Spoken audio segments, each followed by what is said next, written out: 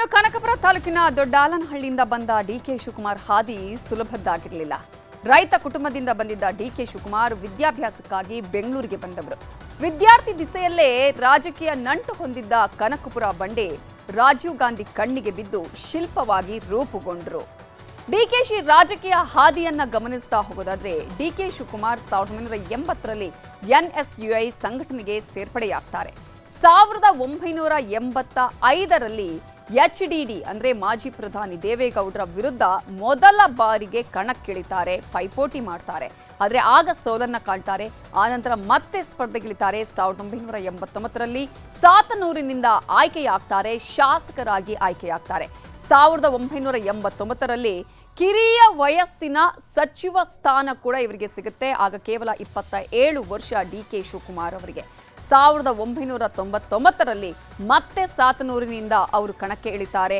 ಆಗ ಕುಮಾರಸ್ವಾಮಿಯ ವಿರುದ್ಧ ಇವರು ಸ್ಪರ್ಧೆಗಿಳಿದು ಎಚ್ಡಿಕೆ ವಿರುದ್ಧ ಗೆಲುವನ್ನ ಸಾಧಿಸ್ತಾರೆ. 2004ರಲ್ಲಿ ತೇಜಸ್ವಿನಿ ಗೌಡ ಗೆಲುವಿನ ರಿವಾರಿ ಕೂಡ ಹೌದು ಇವರು. ಆ ನಂತರ ಅವರ ಹಾದಿ ಯಾವ ರೀತಿಯಾಗಿತ್ತು ಅಂತ ಹೇಳಿದ್ರೆ ತಿರುಗಿ ನೋಡಿದ್ದೇ ಇಲ್ಲ. 2008ರಲ್ಲಿ ಕೆಪಿಸಿಸಿಯ ಕಾರ್ಯ ಅಧ್ಯಕ್ಷರಾಗಿ ಆಯ್ಕೆಯಾಗ್ತಾರೆ. 2014ರಲ್ಲಿ ಇಂಧನ ಸಚಿವರಾಗಿ ಡಿಕೆ ಶಿವಕುಮಾರ್ ಅವರು ಕೆಲಸವನ್ನ ಮಾಡ್ತಾರೆ. ಆದರೆ ಬಹಳ ಇಂಪಾರ್ಟೆಂಟ್ ಅಂತ ಹೇಳಿದ್ರೆ 2020 ಕೆಪಿಸಿಸಿ ಅಧ್ಯಕ್ಷರಾಗಿ ಅಧಿಕಾರವನ್ನ ಪಡೆದ ಬಳಿಕ ಡಿಕೆ ಶಿವಕುಮಾರ್ 2023ರಲ್ಲಿ ಸರ್ಕಾರವನ್ನ ಅಧಿಕಾರಕ್ಕೆ ತರುವಲ್ಲಿ ಪ್ರಮುಖ ಪಾತ್ರವನ್ನು ವಹಿಸ್ತಾರೆ. 2023ರಲ್ಲಿ ಸಿದ್ದರಾಮಯ್ಯ ಅವರು ಸಿಎಂ ಆದರೆ ಅವರ ಸಂಪುಟದಲ್ಲಿ ಡಿಸಿಎಂ ಆಗಿ ಡಿಕೆ ಶಿವಕುಮಾರ್ ಅವರು ಕೂಡ ಇರ್ತಾರೆ. ಜೊತೆಗೆ ಸಚಿವ ಸಂಪುಟದಲ್ಲಿ ಪ್ರಮುಖ ಖಾತೆಗಳನ್ನು ಕೂಡ ಅವರು ತೆಗೆದುಕೊಳ್ತಾರೆ. ಆದರೆ ಕಾಂಗ್ರೆಸ್ನ ಈ ಟ್ರಬಲ್ ಶೂಟರ್ಗೆ ಸಾಕಷ್ಟು ರೀತಿಯ ಅಡೆತಡೆಗಳು ಕೂಡ ಇತ್ತು. ಜೊತೆಗೆ ಕಾಂಗ್ರೆಸ್ ಪಾಲಿನ ಸಂಕಷ್ಟದ ವೇಳೆ ಇವರು ಆಪತ್ ಬಾಂಧವರಾದ್ರು ಅನ್ನೋದನ್ನ ನಾವಿಲ್ಲಿ ಗಮನಿಸಬೇಕಾಗುತ್ತೆ. ಕಾಂಗ್ರೆಸ್ಗೆ ಒಂದು ಬಂಡೆಯ ರೀತಿ ಇವರು ಇದ್ರು. ಯಾವ್ಯಾವುದು ಅಂತಹ ಘಟನೆಗಳು ಅಂತ ನೋಡೋದಾದ್ರೆ 2002ರಲ್ಲಿ ಮಹಾರಾಷ್ಟ್ರದ ಕಾಂಗ್ರೆಸ್ನ ಶಾಸಕರು ಅಲ್ಲಿ ಸರ್ಕಾರ ಒಂದು ರೀತಿಯಲ್ಲಿ ಅಲ್ಲಾಡ್ತಾ ಇರುವಂತಹ ಸಂದರ್ಭದಲ್ಲಿ ಸಮ್ಮಿಶ್ರ ಸರ್ಕಾರ ಇದ್ದಿದ್ದು, ಆಗ ಅಲ್ಲಿನ ಶಾಸಕರುಗಳನ್ನ ಇಲ್ಲಿಗೆ ಕರ್ಕೊಂಡು ಬಂದು ಅವರಿಗೆ ಆತಿಥ್ಯವನ್ನು ರಕ್ಷಣೆಯನ್ನ ಕೊಡ್ತಾರೆ. ಸರ್ಕಾರ ಉಳಿಸುವಲ್ಲಿ ಪ್ರಮುಖವಾದ ಪಾತ್ರವನ್ನು ಕೂಡ ವಹಿಸ್ತಾರೆ. ವಿಲಾಸರಾವ್ ದೇಶಮುಖ್ ಅವರ ಸರ್ಕಾರ ಉರುಳದ ರೀತಿಯಲ್ಲಿ 2002ರಲ್ಲಿ ಶ್ರಮವನ್ನ ವಹಿಸ್ತಾರೆ. 2017 ಮತ್ತೊಂದು ಟರ್ನಿಂಗ್ ಪಾಯಿಂಟ್. ಆವಾಗಲೇ ಇವರ ಪವರ್ ಏನು ಅನ್ನೋದು ಇಡೀ ದೇಶಕ್ಕೆ ಗೊತ್ತಾಗುತ್ತೆ. ರಾಜ್ಯಸಭೆಯಲ್ಲಿ ಅಹ್ಮದ್ ಪಟೇಲ್ ಅವರನ್ನ ಗೆಲ್ಲುವ ಒಂದು ನಿಟ್ಟಿನಲ್ಲಿ ಏನೆಲ್ಲ ಕಷ್ಟವನ್ನ ಪಡಬೇಕು ಅವೆಲ್ಲ ಪಾತ್ರವನ್ನ ವಹಿಸ್ತಾರೆ.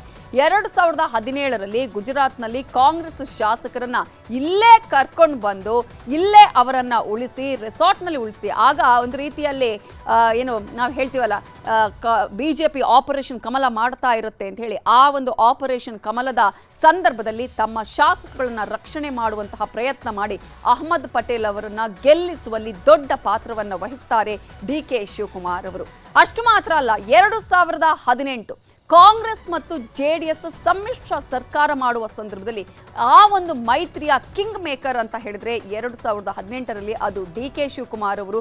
ಹೀಗೆ ಯಾವೆಲ್ಲ ಸಂಕಷ್ಟ ಇರುತ್ತೆ ಕಾಂಗ್ರೆಸ್ಗೆ, ಆ ಎಲ್ಲ ಸಂಕಷ್ಟದ ಸಂದರ್ಭದಲ್ಲೂ ಕೂಡ ಡಿಕೆ ಶಿವಕುಮಾರ್ ಆಪತ್ ಬಾಂಧವನಾಗಿ ಬಂಡೆಯ ರೀತಿ ಕಾಂಗ್ರೆಸ್ಗೆ ಇದ್ದಂಥವರು. ರಾಜ್ಯ ರಾಜಕೀಯದಲ್ಲಿ ಡಿಕೆಶಿ ಪರ್ವ ಈಗೇನಿದ್ರು ಕೂಡ ಆರಂಭ ಆಗಿದೆ. ಡಿಕೆ ಶಿವಕುಮಾರ್ಗೆ ಆಡಳಿತಕ್ಕೆ ಮೊದಲ ಹಂತದಲ್ಲಿ ಕ್ಯಾಬಿನೆಟ್ ರಚನೆಯಾಗಿ 13 ಸಚಿವರು ಆಡಳಿತವನ್ನು ಕೂಡ ಆರಂಭ ಮಾಡಿದ್ದಾರೆ. ಇದರಲ್ಲಿ ಅನುಭವ, ಜಾತಿ, ಪ್ರದೇಶವಾರು ಸಮೀಕರಣದೊಂದಿಗೆ 13 ಸಚಿವರ ತಂಡವನ್ನ ಕಟ್ಟಲಾಗಿದೆ. ಹಾಗಾದ್ರೆ ಡಿಕೆ ಶಿವಕುಮಾರ್ ಅವರ ಸಚಿವ ಸಂಪುಟ ಹೇಗಿದೆ ಅಂತ ನೋಡೋದಾದ್ರೆ, ಡಿಕೆ ಶಿವಕುಮಾರ್ ಮುಖ್ಯಮಂತ್ರಿ ಆದ್ರೆ ಡಾಕ್ಟರ್ ಜಿ ಪರಮೇಶ್ವರ್ ಅವರು ಡಿಸಿಎಂ ಆಗಿ ಈಗಾಗಲೇ ಪ್ರಮಾಣ ವಚನವನ್ನ ಸ್ವೀಕರಿಸಿದ್ದಾರೆ. ಅವರು ಕಂದಾಯ ಖಾತೆಯನ್ನು ಪಡೆದುಕೊಳ್ಳುವಂತಹ ಸಾಧ್ಯತೆ ಇದೆ. 6 ಬಾರಿ ಶಾಸಕರಾಗಿ 1 ಬಾರಿ MLC ಆಗಿ ಸೇವೆಯನ್ನ ಸಲ್ಲಿಸಿದ್ದಾರೆ. 3 ಬಾರಿ ಮಧುಗಿರಿ ಕ್ಷೇತ್ರ, 3 ಬಾರಿ ಕೊರಟಗೆರೆ ಕ್ಷೇತ್ರದ ಶಾಸಕರಾಗಿ ಈಗಾಗಲೇ ಇರುವಂತಹ ಪರಮೇಶ್ವರ್ ಅವರು 2010-2018ರ ವೇಳೆಗೆ ಕೆಪಿಸಿಸಿ ಅಧ್ಯಕ್ಷರಾಗಿ ಸೇವೆಯನ್ನ ಸಲ್ಲಿಸಿದ್ದಾರೆ. 2 ಬಾರಿ ಅವರು ಸೇವೆಯನ್ನ ಕೆಪಿಸಿಸಿ ಅಧ್ಯಕ್ಷರಾಗಿ ಸಲ್ಲಿಸಿದ್ದು, ವೀರಪ್ಪ ಮೊಯ್ಲಿ, SM ಕೃಷ್ಣ, ಸಿದ್ದರಾಮಯ್ಯ ಅವರ ಸಂಪುಟದಲ್ಲಿ ಸಚಿವರಾಗಿ ಕೆಲಸವನ್ನ ಮಾಡಿದ್ದಾರೆ. HD ಕುಮಾರಸ್ವಾಮಿ ಅವರ ಸಂಪುಟದಲ್ಲೂ ಕೂಡ ಡಿಸಿಎಂ ಆಗಿ ಸೇವೆಯನ್ನ ಸಲ್ಲಿಸಿದ್ದಾರೆ. ಇನ್ನು ಮತ್ತೊಬ್ಬ ಹಿರಿಯ ಶಾಸಕರು KJ ಜಾರ್ಜ್ ಅವರು ಸಚಿವರಾಗಿ ಇವತ್ತು ಪ್ರಮಾಣ ವಚನವನ್ನ ಸ್ವೀಕರಿಸಿದ್ದಾರೆ. ಈ ಹಿಂದೆ ಕೂಡ ಇಂಧನ ಖಾತೆಯನ್ನು ಹೊಂದಿದ್ರು, ಈ ಸಲ ಕೂಡ ಇಂಧನ ಖಾತೆಯನ್ನು ಹೊಂದುವಂತಹ ಸಾಧ್ಯತೆಗಳು ಇದೆ. ಬೆಂಗಳೂರಲ್ಲಿ ಒಟ್ಟು 6 ಬಾರಿ ಶಾಸಕರಾಗಿ ವಿವಿಧ ಇಲಾಖೆಯ ಸಚಿವರಾಗಿ ಸೇವೆಯನ್ನ ಸಲ್ಲಿಸಿದ್ದಾರೆ. 2013ರಿಂದ 2015ರಲ್ಲಿ ಗೃಹ ಸಚಿವರಾಗಿ ಸೇವೆಯನ್ನ ಸಲ್ಲಿಸಿದ್ದಾರೆ. ಆ ಸಂದರ್ಭದಲ್ಲಿ ಅವರು ಅನಿವಾರ್ಯ ಕಾರಣಗಳಿಂದ ಅವರು ಆ ಒಂದು ಖಾತೆಯನ್ನು ತೊರೆಯಬೇಕಾಗಿ ಬಂತು. 2015ರಿಂದ 2016 ಬೆಂಗಳೂರು ಅಭಿವೃದ್ಧಿ ಸಚಿವರಾಗಿ ಕಾರ್ಯವನ್ನು ನಿರ್ವಹಣೆ ಮಾಡ್ತಾರೆ. 2023ರಿಂದ 2026 ವೇಳೆಗೆ ಇಂಧನ ಸಚಿವರಾಗಿ ಕೂಡ ಕೆಲಸವನ್ನ ಮಾಡಿದ್ದಾರೆ. ಈಗಾಗಲೇ ಇಂಧನ ಸಚಿವರಾಗಿ ಸಿದ್ದರಾಮಯ್ಯ ಅವರ ಸಂಪುಟದಲ್ಲಿ ಕಾರ್ಯನಿರ್ವಹಣೆ ಮಾಡಿದ್ದು ಗೃಹ ಜ್ಯೋತಿ ದೊಡ್ಡ ಮಟ್ಟದಲ್ಲಿ ಅವರಿಗೆ ಒಂದು ಹೈಲೈಟ್ ಆಗಿರುವಂತಹ ಖಾತೆ ಅಂದ್ರೆ ಗೃಹ ಜ್ಯೋತಿಯ ವಿಚಾರವನ್ನು ಕೂಡ ನಾವಿಲ್ಲಿ ಗಮನಿಸಬಹುದು. ಅದೇ ರೀತಿಯಾಗಿ ಎಂಬಿ ಪಾಟೀಲ್ ಅವರು ಈಗಾಗಲೇ ಸಂಭಾವ್ಯ ಖಾತೆಗೆ ಬೃಹತ್ ಕೈಗಾರಿಕೆಯನ್ನೇ ಅವರಿಗೆ ನೀಡುವಂತಹ ಸಾಧ್ಯತೆಗಳು ಕೂಡ ಇದೆ. ತಿಕೋಟಾ ಕ್ಷೇತ್ರದಿಂದ 2 ಬಾರಿ ಶಾಸಕರಾಗಿ ಆಯ್ಕೆಯಾದರೆ ಬಬಲೇಶ್ವರ ಕ್ಷೇತ್ರದಿಂದ ಸತತವಾಗಿ ಶಾಸಕರಾಗಿ ಆಯ್ಕೆ ಹಾಕೊಂಡು ಬಂದಿದ್ದಾರೆ. ಸಿದ್ದರಾಮಯ್ಯ ಅವರ ಸಂಪುಟದಲ್ಲಿ ಸೇವೆಯನ್ನ ಮಾಡಿದಂತಹ ಅನುಭವ ಇದೆ. 2013ರಲ್ಲಿ ನೀರಾವರಿ, 2018ರಲ್ಲಿ ಗೃಹ ಸಚಿವರಾಗಿ ಸೇವೆ ಸಲ್ಲಿಸಿದ್ರೆ 2023ರಿಂದ ಬೃಹತ್ ಕೈಗಾರಿಕಾ ಸಚಿವರಾಗಿ ಸೇವೆಯನ್ನ ಸಲ್ಲಿಸಿದ್ದಾರೆ ಎಂಬಿ ಪಾಟೀಲ್ ಅವರು. ಈ ಸಲ ಕೂಡ ಆ ಒಂದು ಖಾತೆ ಸಿಗುವ ಸಾಧ್ಯತೆ ಇದೆ. ಸತೀಶ್ ಜಾರಕಿಹೊಳಿ ಅವರು ಕೂಡ ಇವತ್ತು ಪ್ರಮಾಣ ವಚನ ಸ್ವೀಕರಿಸಿದ್ದಾರೆ. ಲೋಕೋಪಯೋಗಿ ಇಲಾಖೆಯಲ್ಲಿ ಸಿದ್ದರಾಮಯ್ಯ ಅವರ ಸಂಪುಟದಲ್ಲಿ ಕಾರ್ಯವನ್ನು ನಿರ್ವಹಣೆ ಮಾಡಿದ್ರು. ಈ ಸಲ ಕೂಡ ಅದೇ ಸಿಗುವಂತಹ ಚಾನ್ಸಸ್ ಇದೆ. ವಾಲ್ಮೀಕಿ ಸಮುದಾಯದ ಪ್ರಬಲ ನಾಯಕ, ಉತ್ತರ ಕರ್ನಾಟಕ ಭಾಗದಲ್ಲಿ ಪ್ರಭಾವಿ ಲೀಡರ್ ಕೂಡ ಹೌದು. ಯಮಕನಮರಡಿ ಕ್ಷೇತ್ರದಿಂದ ಸತತವಾಗಿ ಆಯ್ಕೆಯಾಗಿರುವಂತಹ ಸತೀಶ್ ಜಾರಕಿಹೊಳಿ ಸಿದ್ದರಾಮಯ್ಯ ಅವರ ಸಂಪುಟದಲ್ಲಿ ಸಚಿವರಾಗಿ ಸೇವೆ ಸಲ್ಲಿಸಿದ್ದು ಪಿಡಬ್ಲ್ಯೂಡಿ ಸಚಿವರಾಗಿ ಸೇವೆ ಸಲ್ಲಿಸಿರುವ ಅನುಭವ ಇದೆ. ಈ ಸಲ ಕೂಡ ಅದೇ ಒಂದು ಖಾತೆ ಸಿಗುವ ಸಾಧ್ಯತೆಗಳು ಕೂಡ ಇದೆ. ಇನ್ನು ಮತ್ತೊಬ್ಬ ಹಿರಿಯ ಶಾಸಕ ರಾಮಲಿಂಗಾರೆಡ್ಡಿ ಅವರು ಇವತ್ತು ಸಚಿವರಾಗಿ ಪ್ರಮಾಣ ವಚನವನ್ನು ಸ್ವೀಕರಿಸಿದ್ದಾರೆ. ಜಲಸಂಪನ್ಮೂಲ ಖಾತೆ ಸಿಗುವಂತಹ ಸಾಧ್ಯತೆ ಇದೆ. 1989ರಲ್ಲಿ ಮೊದಲ ಬಾರಿ ಶಾಸಕರಾಗಿ ಆಯ್ಕೆಯಾಗ್ತಾರೆ. 1992ರಲ್ಲಿ ಮೊಯ್ಲಿ ಸಂಪುಟದಲ್ಲಿ ಸಚಿವ ಸ್ಥಾನ ಲಭಿಸುತ್ತೆ.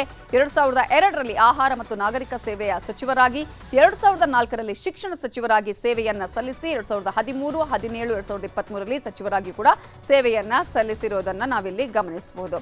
ಇನ್ನು ಕೃಷ್ಣ ಬೈರೇಗೌಡ ಅವರು ಇವತ್ತು ಸಚಿವರಾಗಿ ಪ್ರಮಾಣ ವಚನವನ್ನು ಸ್ವೀಕರಿಸಿದ್ದಾರೆ. 2003ರಲ್ಲಿ ಮೊದಲ ಬಾರಿ ವಿಧಾನಸಭೆಗೆ ಪ್ರವೇಶ ಆಗಿ ವೇಮಗಲ್ ಕ್ಷೇತ್ರದಿಂದ ಎಂಎಲ್ಎ ಆಗಿ ಆಯ್ಕೆಯಾಗಿದ್ದಾರೆ.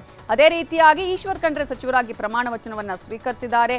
ಬಾಲ್ಕಿ ಕ್ಷೇತ್ರದ 4 ಬಾರಿ ಶಾಸಕರಾಗಿ ಆಯ್ಕೆಯಾಗಿದ್ದಾರೆ.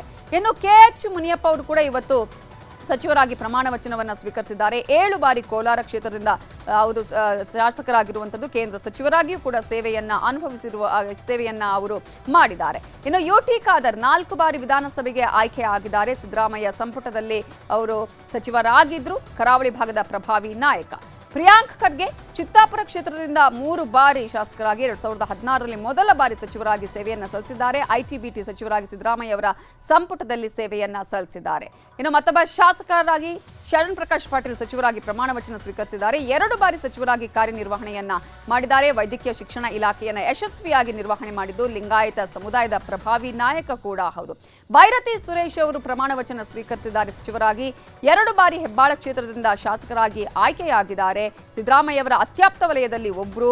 ಅದೇ ರೀತಿಯಾಗಿ 2023ರಿಂದ ನಗರಾಭಿವೃದ್ಧಿ ಸಚಿವರಾಗಿ ಕೆಲಸವನ್ನ ಮಾಡಿದ್ದಾರೆ. ಡಾಕ್ಟರ್ ಯತೀಂದ್ರ ಸಿದ್ದರಾಮಯ್ಯ ಸಂಭಾವ್ಯ ಖಾತೆ ನಗರಾಭಿವೃದ್ಧಿ ಮತ್ತು ಹಿಂದುಳಿದ ವರ್ಗ ಸಿಗಬಹುದು ಅನ್ನುವಂತಹ ಕುತೂಹಲ. 2018ರಲ್ಲಿ ವರುಣಾ ಕ್ಷೇತ್ರದಿಂದ ಶಾಸಕರಾಗಿ ಆಯ್ಕೆ, ಪ್ರಸ್ತುತ ಎಂಎಲ್ಸಿ ಆಗಿ ಕಾರ್ಯನಿರ್ವಹಣೆಯನ್ನ ಮಾಡ್ತಾ ಇದ್ದಾರೆ. ಮೈಸೂರು ಭಾಗದಲ್ಲಿ ಹೆಚ್ಚು ಪ್ರಭಾವವನ್ನ ಹೊಂದಿದ್ದಾರೆ. ಸೊ ಒಟ್ಟಾರೆಯಾಗಿ ನಾವು ಬಹಳ ಖುಷಿಯಿಂದ ಈ ಒಂದು ಡಿ.ಕೆ. ಶಿವಕುಮಾರ್ ಅವರ ಸಂಪುಟವನ್ನು ಗಮನಿಸಿದ್ವಿ. ಅದೇ ರೀತಿಯಾಗಿ ಕಾಂಗ್ರೆಸ್ನಲ್ಲಿ ಮಹತ್ವದ ಬೆಳವಣಿಗೆ ಅಂತ ಹೇಳಿದ್ರೆ ಡಿ.ಕೆ. ಶಿವಕುಮಾರ್ ಅವರು ಕೆಪಿಸಿಸಿ ಅಧ್ಯಕ್ಷರಾಗಿ ಕಾರ್ಯವನ್ನು ನಿರ್ವಹಣೆ ಮಾಡ್ತಾ ಇದ್ರು. ಅದನ್ನು ನಿಭಾಯಿಸ್ತಾ ಇದ್ದಂತಹ ಡಿ.ಕೆ. ಶಿವಕುಮಾರ್ ಅವರ ಸ್ಥಾನವನ್ನ ಇದೀಗ ಅಲಂಕರಿಸೋರು ಯಾರು ಅನ್ನುವಂತಹ ವಿಚಾರ ಭಾರಿ ಚರ್ಚೆಗೀಡಾಗಿತ್ತು. ಆ ಸ್ಥಾನಕ್ಕೆ ಹಿರಿಯ ನಾಯಕ ಬಿ.ಕೆ. ಹರಿಪ್ರಸಾದ್ ಅವರನ್ನ ನೇಮಕ ಮಾಡಲಾಗಿದೆ. ಮಂತ್ರಿಗಿರಿಯ ಜೊತೆಗೆ ಈಗಾಗಲೇ ಕೆಪಿಸಿಸಿ ಅಧ್ಯಕ್ಷ ಸ್ಥಾನ ಪಡೆದುಕೊಳ್ಳಲು ಸತೀಶ್ ಜಾರಕಿಹೊಳಿ ಭಾರಿ ಕಸರತ್ತು ಮಾಡಿದ್ರು. ಆದರೆ ಒಬ್ಬ ವ್ಯಕ್ತಿ ಒಂದು ಹುದ್ದೆ ಅನ್ನುವಂತಹ ನಿರ್ಣಯದ ಆಧಾರದಲ್ಲಿ ಅಂತಿಮವಾಗಿ ಹೈಕಮಾಂಡ್ ಬಿ.ಕೆ. ಹರಿಪ್ರಸಾದ್ ಅವರಿಗೆ ಮಣೆ ಹಾಕಿದೆ. ಪಕ್ಷದಲ್ಲಿ ಹಿರಿತನ ಮತ್ತು ಸಂಘಟನೆಯ ಹಿತದೃಷ್ಟಿಯಿಂದ ಹರಿಪ್ರಸಾದ್ ಅವರನ್ನ ಕೆಪಿಸಿಸಿ ಅಧ್ಯಕ್ಷರನ್ನಾಗಿ ನೇಮಿಸಿ ಆದೇಶವನ್ನ ಹೊರಡಿಸಲಾಗಿದೆ. ಹರಿಪ್ರಸಾದ್ಗೆ ಕೆಪಿಸಿಸಿ ಪಟ್ಟ ಸಿಗೋದಕ್ಕೆ ಪ್ರಮುಖ ಕಾರಣ ಹೈಕಮಾಂಡ್ ಮಟ್ಟದ ಪ್ರಭಾವಿ ನಾಯಕ. 2 ಬಾರಿ ರಾಜ್ಯಸಭಾ ಸದಸ್ಯರಾಗಿ ಸೇವೆ ಸಲ್ಲಿಸಿದ್ದಾರೆ. ಎಂಎಲ್ಸಿ ಆಗಿಯೂ ಸೇವೆ ಸಲ್ಲಿಸಿರುವ ಅನುಭವ ಇದೆ. ಈಡಿಗ ಸಮುದಾಯದ ಪ್ರಭಾವಿ ನಾಯಕ ಅನ್ನೋದನ್ನ ಕೂಡ ನಾವಿಲ್ಲಿ ಗಮನಿಸಬೇಕಾಗುತ್ತೆ. ಇನ್ನು ಡಿ.ಕೆ. ಶಿವಕುಮಾರ್ ನೇತೃತ್ವದ ಮೊದಲ ಹಂತದ ಸಂಪುಟದಲ್ಲಿ ಅಲ್ಪಸಂಖ್ಯಾತ ಮಾಸ್ ಲೀಡರ್ ಜಮೀರ್ ಅಹಮದ್ ಖಾನ್ಗೆ ಸಚಿವ ಸ್ಥಾನ ಕೈತಪ್ಪಿದೆ. ದಾವಣಗೆರೆ ದಕ್ಷಿಣ ಉಪಚುನಾವಣೆ ವೇಳೆ ನಡೆದಂತಹ ಟಿಕೆಟ್ ತಿಕ್ಕಾಟ ಹಾಗೂ ಆಡಿಯೋ ವೈರಲ್ ಪರಿಣಾಮ ಜಮೀರ್ಗೆ ಈ ಸ್ಥಾನಮಾನ ತಪ್ಪೋದಕ್ಕೆ ಕಾರಣ ಎನ್ನಲಾಗ್ತಿದೆ. ಸಚಿವ ಸ್ಥಾನ ಸಿಗದೇ ಇದ್ದಿದ್ದಕ್ಕೆ ಅಸಮಾಧಾನಗೊಂಡಂತೆ ಕಂಡ ಜಮೀರ್ ಅಹಮದ್ ಖಾನ್ ಪ್ರಮಾಣ ವಚನಕ್ಕೆ ಬಂದಷ್ಟೇ ವೇಗದಲ್ಲಿ ಕಾರ್ಯಕ್ರಮದಿಂದ ಹೊರ ನಡೆದರು. ಇನ್ನು ಸಿದ್ದರಾಮಯ್ಯ ಆಪ್ತ ವಲಯದಲ್ಲಿ ಗುರುತಿಸಿಕೊಂಡಿದ್ದ ಹಾಗೂ ಮರಾಠ ಸಮುದಾಯದ ಸಂತೋಷ್ ಲಾಡ್ಗೂ ಮೊದಲ ಹಂತದ ಕ್ಯಾಬಿನೆಟ್ನಲ್ಲಿ ಸಚಿವ ಸ್ಥಾನ ಕೈತಪ್ಪಿದೆ. ಲೋಕಭವನದಲ್ಲಿ ಪ್ರಮಾಣ ವಚನ ಕಾರ್ಯಕ್ರಮ ನಡೀತಿದ್ರು. ಒಳಗೆ ಬರದೆ ಗೇಟ್ ಹೊರಭಾಗದಲ್ಲಿ ನಿಂತು ಕಾರ್ಯಕ್ರಮವನ್ನು ವೀಕ್ಷಿಸ್ತಾ ಇದ್ದಿದ್ದು ಜನರ ಗಮನ ಸೆಳೆಯಿತು.